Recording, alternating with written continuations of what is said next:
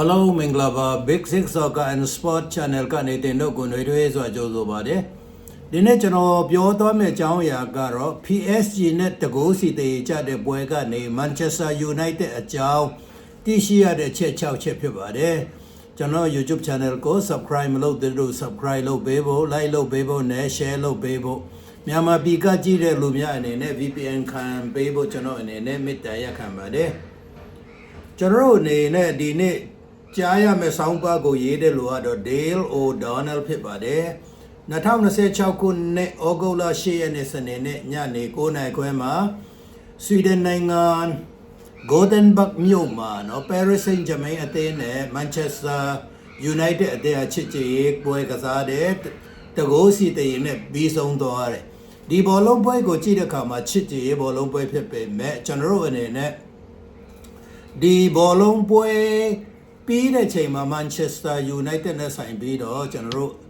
အချက်6ချက်အကြောင်းအရာ6ချက်ကိုကျွန်တော်တို့သိရှိရတယ် Manchester United အသင်းတော့ကျွန်တော်ပြောတဲ့အတိုင်းပဲ Gothenburg မြို့ဆွီဒင်နိုင်ငံ Gothenburg မြို့မှာ PSG နဲ့ကစားတယ်တရေကြတယ် Man United ရဲ့2026ခုနှစ်နွေရာသီကြိုခြေစမ်းပွဲရဲ့စတုတ္ထမြောက်ခြေစမ်းပွဲဖြစ်တယ်ပထမပွဲဟာဖင်လန်နိုင်ငံ Helsinki မြို့မှာကစားတယ်အင်္ဂလန်နိုင်ငံချန်ပီယံရှစ်အသင်း Wrexham ကိုတကိုး3-0နဲ့ရှုံးတယ်ဒုတိယပွဲကျတော့ Norway နိုင်ငံမှာကစားတယ် Rosenborg BK အသင်းကို5-3နဲ့နိုင်တယ်တတိယပွဲကိုတော့နော်စပိန်ရဲ့နာမည်ကြီးထိပ်သည့် Atletico Madrid နဲ့ကစားတယ်2-3နဲ့နိုင်တယ်အခုစတုတ္ထပွဲမှာတော့နော်ဥရောပရဲ့ချန်ပီယံလိဂ်ချန်ပီယံနှစ်ကြိမ်ချန်ပီယံ PSG နဲ့ကစားတယ်ဒါပေမဲ့ခြေစမ်းပွဲဖြစ်တယ် PSG ဖက်ကလည်းလူစုံမထုတ်သေးဘူးဆိုတာတွေ့ရတယ်ဒါပေမဲ့တကိုးစီတရေကြတာတွေ့ရတယ်အဲ့ဒီမှာကျွန်တော်တို့ဘာတွေပြောဆရာရှိလဲဘာတွေသင်ခန်းစာရှိလဲ Manchester United အနေနဲ့ဘာတွေပြင်ဆင်ဆရာလို့လဲเนาะဘယ်နေရာမှာနောက်တန်းမှာလူလို့လားကွင်းလက်မှာလူလို့လားစသည်ဖြင့်ကျွန်တော်တို့လေ့လာရအောင်ပွဲအစ2မိနစ်အတွင်းမှာပဲ PSG က Abraham Mbaye ကနော်ဦးဆောင်ကိုသွင်းတယ် United ခန်းစစ်ပိုင်းမှာ2မိနစ်မှာဂိုးသွင်းခံရတယ်ဆိုတာအာယုံစိုက်မှုနည်းတယ်ဆိုတာကျွန်တော်တို့အနေနဲ့တွေ့ရတယ် Manchester United နောက်တန်းရဲ့အာယုံစိုက်မှုနည်းမှုကို PSG ရှေ့တန်းအခွင့်အရေးယူပြီးတော့စောစီစီမှာတကိုးသွင်းနိုင်တာတွေ့ရတယ်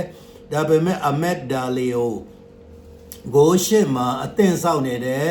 Brian Mbeumo ကိုဘောလုံးပေးဖို့နိုင်ခဲ့ပြီးတော့ Mbeumo ကအဘာအရင်မရှိပဲဂိုးသွင်းပြီးတော့ခြေပိုက်တဲ့ခံမှာတကိုးစီတေကျသွားတယ် Gothenburg မြို့မှာကစားခဲ့တဲ့တကိုးစီတေပွဲကနေ United အတွက်ကျွန်တော်တို့3သက်ချက်6ချက်နော်ကျွန်တော်တို့3သက်ရအောင်ဘယ်တင်ကန်းစာယူမလဲဘယ်နေရာမှာလိုအပ်ချက်ရှိတယ်ဘာတွေပြုပြင်ရမလဲလူတွေထပ်ဝယ်ဆရာလိုလားစသည်ဖြင့်နံပါတ်1အနေနဲ့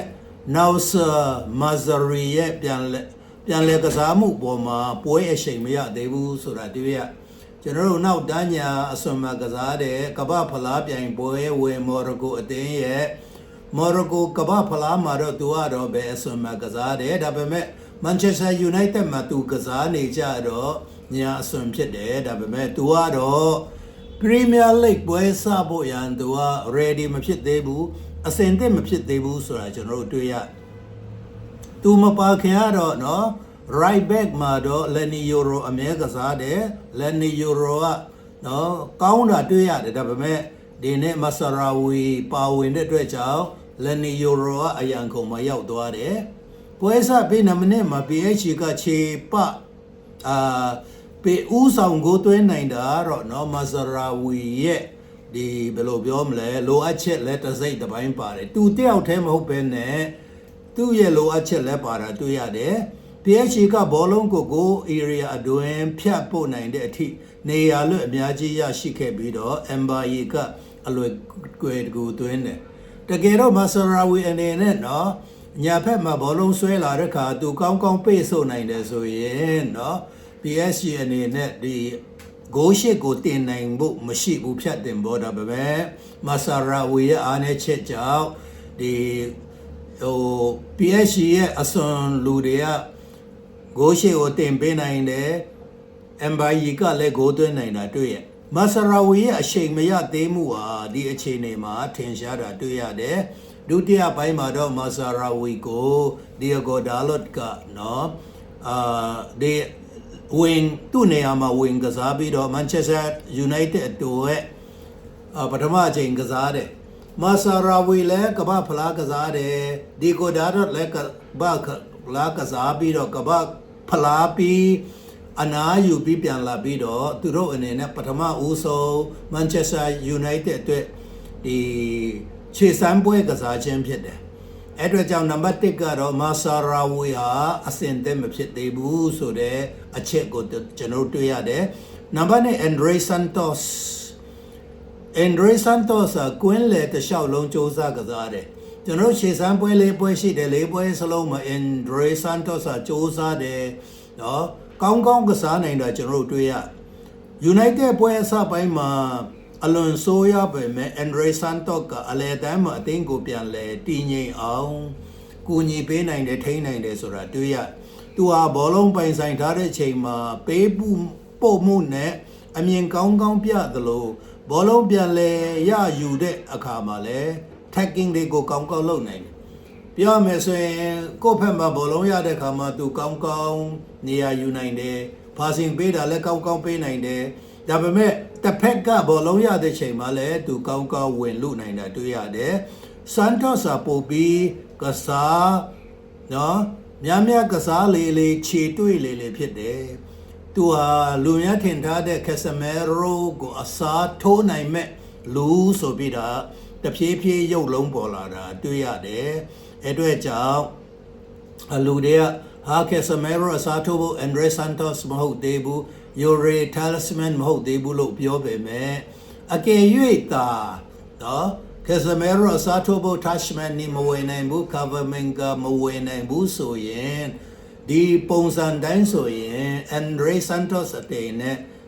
Carlos Casemiro နေရာကိုအစားထိုးနိုင်မှာဆိုတာနော်တဖြည်းဖြည်းရုပ်လုံးပေါ်လာတာတွေ့ရတယ်ဒီနေ့ကစားတာ Santos မမောမကမ်းပဲနဲ့ Fred လိုမျိုးတကွင်းလုံးပြေးပြီးတော့ကစားနိုင်တယ်နေရအနက်လိုက်လံကစားနိုင်တာတွေ့ရတယ်။သူဟာကွင်းလုံးတစ်လျှောက်မှာစ조사ပြီးတော့အလဲတန်းမှာ United ကိုပုံမတည်ငြိမ်အောင်ကူညီပေးနိုင်တာတွေ့ရ။အဲ့တော့ကြောင့်နံပါတ်1မှာ Andre Santos အပေါင်းလက္ခဏာဆောင်တယ်ကွင်းလယ်မှာကောင်းကောင်းကစားနိုင်တယ်။နံပါတ်3 Mason Mount နော် Mason Mount ကတော့ဒဏ်ရာအတွက်စိုးရိမ်စရာဖြစ်လာတယ်။ဒီပွဲမှာ Mason Mount ဒဏ်ရာရပြီးတော့ထွက်ရတယ်။ဂိုသမတမ်ဟီတန်ဒန်ယာရပြီးတော့ထွက်ရတယ်မေဆန်မောင်ကကျွန်တော်တို့သိတဲ့အတိုင်းပဲတပွဲနှစ်ပွဲကန်တယ်နော်တလနလနားတယ်နလဒေါလနားတယ်နော်ချယ်ဆီကနေမန်ချက်စတာရောက်လာပြီးတော့နော်အပြည့်အဝမန်ချက်စတာအတွက်ကစားပေးတယ်ဆိုတာမရှိသလောက်ဖြစ်တယ်မေဆန်မောင်ဟာဆန်တောစ်နဲ့အတူကွင်းလယ်မှာစတင်ပြီးတော့ပွဲထက်လာတယ်ဒါပေမဲ့ပွဲကစားပြီးမိနစ်20လောက်မှာသူဒဏ်ရာရပြီးတော့ကွင်းထဲကနေထွက်သွားတာကျွန်တော်တို့တွေ့ရတယ်အသက်28နှစ်ရှိတဲ့မောင်ဟာဒီနွေရာသီမှာ United အတွက်ရာကြီးတီဂျိုခြေစမ်းပွဲမှာအလဲတန်းကစားသမားအနေနဲ့ခြေစွမ်းပြခဲ့တယ်တချို့အနေနဲ့အလဲတန်းခံစစ် Carlos Casemiro နေရာမှာတောင်မှနေရာယူမယ်ဆိုတဲ့အချက်တွေကိုတွေ့ရတယ်ပြောလာတာတွေ့ရတယ်ဒါပေမဲ့အခုတစ်ချိန်လဲနည်းနည်းကောင်းပါတယ်ဆိုတာနဲ့ဒဏ်ရာရပြီးတော့เนาะ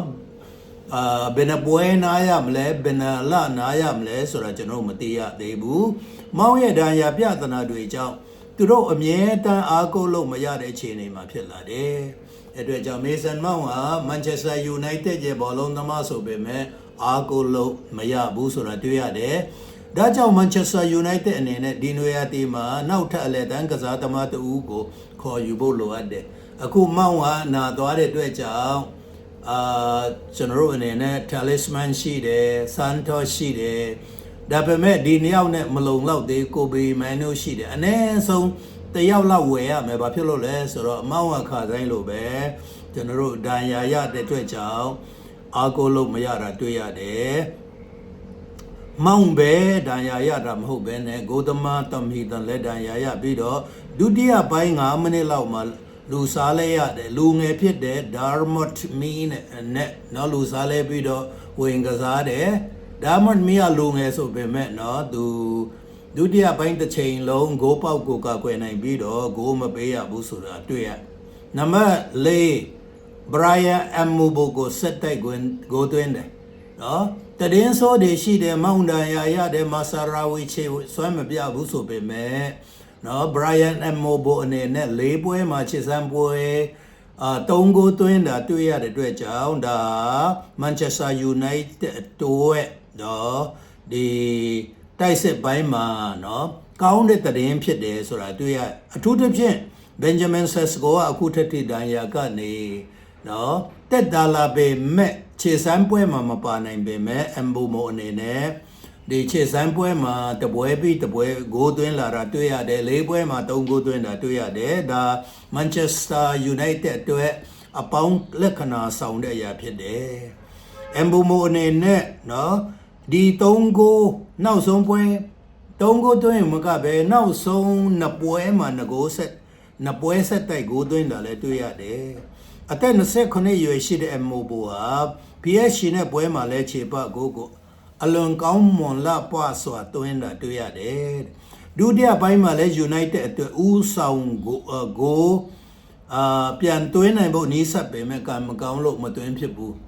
အမိုမိုသာဂိုးသွင်းရင်မန်ယူက Manchester United အနေနဲ့ PSG ကိုနိုင်မှာဒါပေမဲ့ကံမကောင်းလို့မသွင်းဖြစ်ဘူးနံပါတ်5 Yuri Talisman ရဲ့ Manchester United ပွဲဦးထွက်ဒီနွေမှာဝယ်တာတော့ Andre Santos ပြီးတော့ Yuri Talisman ပြီးတော့ Godama Carl Dalo ဒီထဲမှာ Yuri Andre Santos ပထမပွဲကတည်းကပွဲထွက်တယ်ဒါပေမဲ့ Talisman အခုမှပွဲထွက်တယ်ဒါပေမဲ့ဒုတိယပိုင်းမိနစ်60ကျော်ကြမှာလူစားဝင်လာတဲ့ Manchester United အတွက်ပထမဦးဆုံးပွဲထွက်ကိုကစားတာတွေ့ရတယ်သူဟာသွေးပိုလစ်ချင်းခံလို့တဲ့ချိန်ကနေစပြီးတော့ United Brain တက်မြအနေနဲ့သူ့ကိုထွေကြိုဆိုပြီးတော့Talisman ဘောလုံးကန်တာပါဝင်တာတွေ့ချင်နေကြတယ်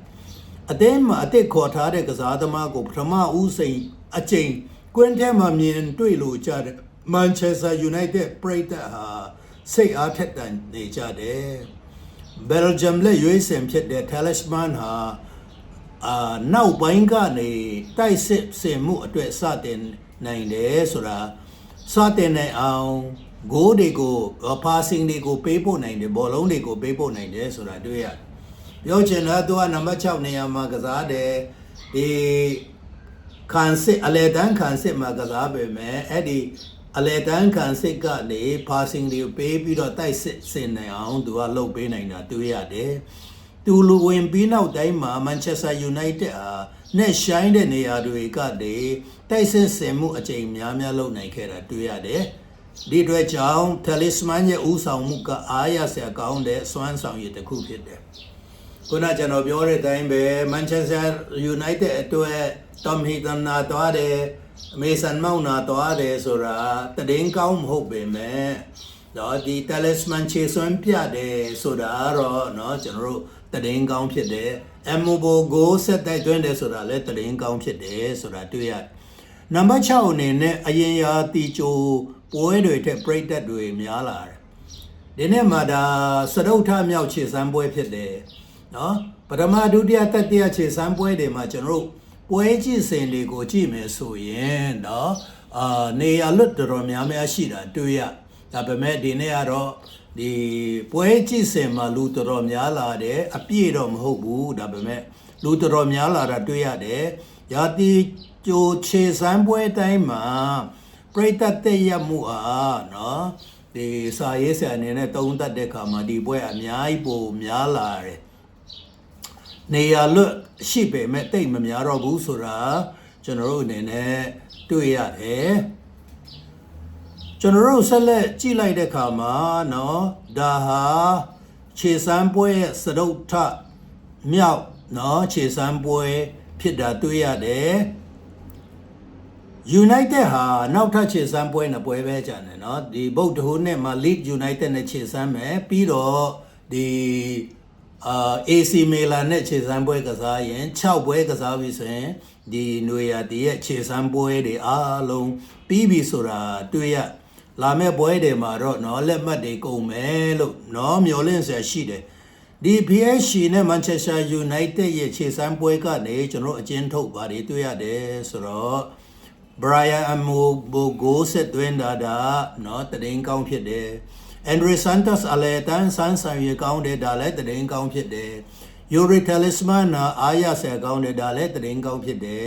ဒုတိယပိုင်းမှာတိုက်စစ်ပိုင်းပုံမကောင်းလာတယ်ဒါလည်းတရင်ကောင်းဖြစ်တယ်စိုးရင်စရာတော့ပွဲအစ2မိနစ်မှာကိုပေးရတာစိုးရင်စရာရှိတယ်မာဆာရာဝီကလည်းတော့ဒီအချိန်မရသေးဘူးပြီးတော့ Mason Mount နဲ့ Tom Heaton ဒဏ်ရာရတာ Benjamin Sesko ခုထက်ထိတော့ပွဲမထွက်နိုင်သေးတာတော့စိုးစိမ်သာဖြစ်တယ်အဲ့အတွက်ကြောင့်ဒီနေ့မှာဒီ Ike တို့ခြေစမ်းပွဲမှာ Andre Santos ခြေစွမ်းပြတယ် Emobo ဂိုးမှန်တွင်းတယ် Talisman တော့ဒီပထမကိုပွဲကနေဒီခြေစွမ်းပြတာတွေ့ရတယ်အဲ့အတွက်ကြောင့်เนาะကျွန်တော်တို့အနေနဲ့လာမယ့်ရာသီမှာ Manchester United အနေနဲ့ဘုတ်အဖွဲ့များအနေနဲ့เนาะလိုအပ်တဲ့ကွင်းလေတယောက်လဲဝယ်အောင်မယ်